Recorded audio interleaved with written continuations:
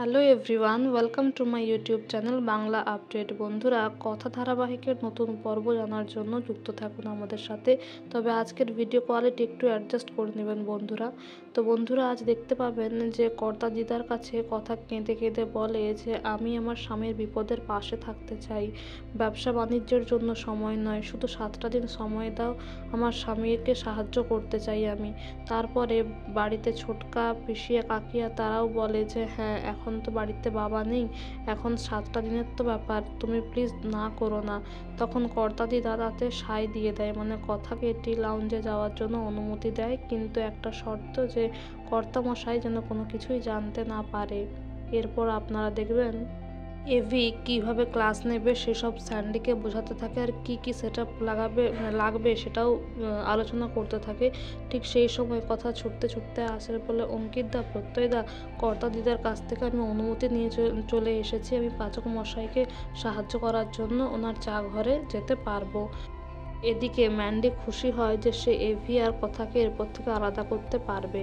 তারপরে এভি বলে, থাক, আমার কারোর সাহায্যের প্রয়োজন নেই। তারপরে এইচওএফ এলে বলবে যে আমি আর যেতে পারবো না, তার থেকে ওখানে যাওয়ার কোনো দরকারই নেই। তখন কথা বলে যে ওনাকে বলে দিন, কথা দিলে কথা রাখতে পারে, আমি মাঝপথে ছেড়ে আসবো না।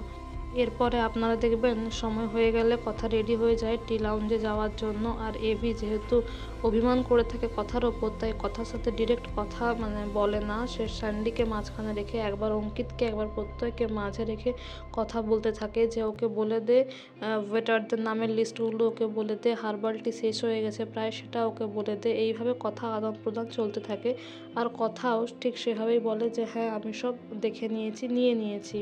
এদিকে আপনারা দেখবেন কথা টি লাউঞ্জে এসে সবার অর্ডার নিয়ে নেয়, তারপর কফির সাথে সাথে হার্বাল টিও বানায়। তারপর বলে যে এই কফিটা তো সব ক্যাফেতেই চলে, মাই মমস ক্যাফেকে সবার থেকে আলাদা করতে হলে আমাকে অন্য কিছু একটা করতে হবে।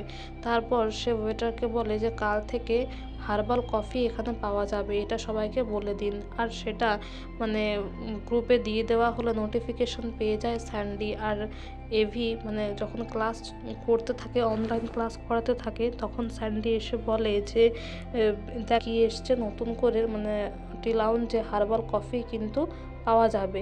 এটা এভি দেখতে পেয়ে বলে ভগবত দেবী আবার গিয়ে কি শুরু করেছে। তারপর ম্যান্ডিকে বলে তুই যা, এখানে কি বসে আছিস, গিয়ে দেখ ওখানে কি হচ্ছে।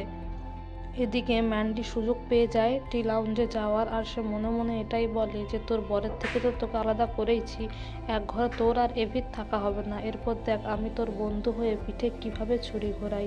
তারপর সে ক্যাফেতে গিয়ে নিম পাতা সেই চায়ের মধ্যে দিয়ে দেয়। আর আগামী পর্বে আপনারা দেখবেন কাস্টমাররা কথার ওপর রেগে যায় আর কথাকে বকাঝকা করতে থাকে, কথা শোনাতে থাকে যে এসব কি তেতো চা দিয়েছেন। তো বন্ধুরা, আগামী পর্বে কি হতে চলেছে জানতে হলে যুক্ত থাকুন আমাদের সাথে। Thank you.